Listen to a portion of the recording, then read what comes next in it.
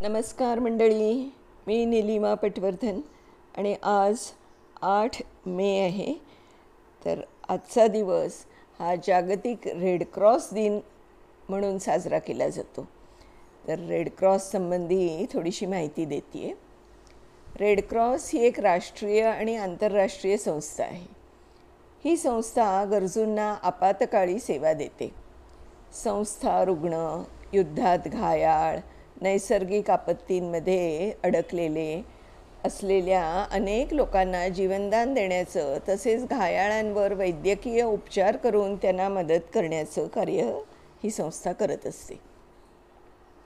Red cross मोहिमेस जन्म देणारे gene Henry ड्युनेंट यांचा जन्म 8 मे 1828 या दिवशी झाला होता.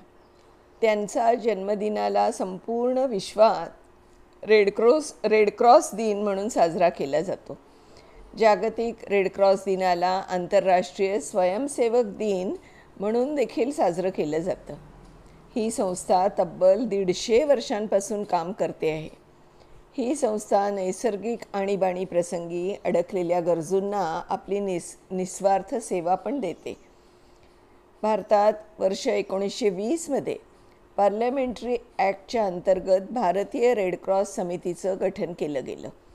तेव्हापासून रेड क्रॉसचे स्वयंसेवक आपली निस्वार्थ सेवाभाव देत असतात सगळ्यांना.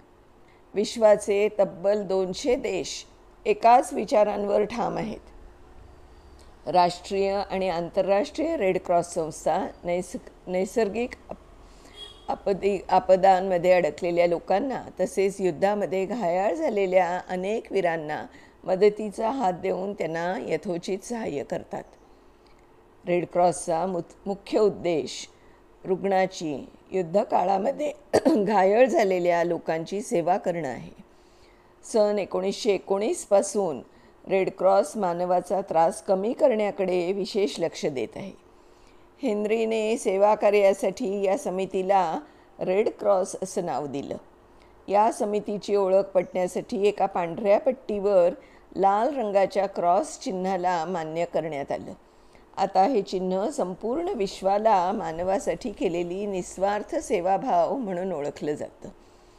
सध्याच्या काळात 186 देशांमध्ये रेड क्रॉस समिती कार्य करीत आहे.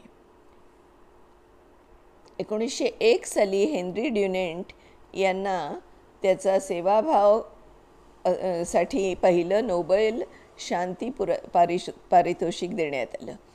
विश्वाचे पहिले ब्लड बँक म्हणजे रक्तपेढी अमेरिकेमध्ये 1937 साली उघडली गेली. आजच्या काळात जगातील जास्तीत जास्त ब्लड बँक म्हणजे रक्तपेढ्या रेड क्रॉस आणि त्यांच्या सहयोगी संस्था राबवतात. रेड क्रॉस संस्थेने राबवलेल्या जनजागृती मोहिमेमुळे हजारो लोक थॅलेसेमिया, कर्करोग आणि रक्ताल्पता म्हणजे ॲनिमिया यासारख्या आजारापासून वाचत आहेत.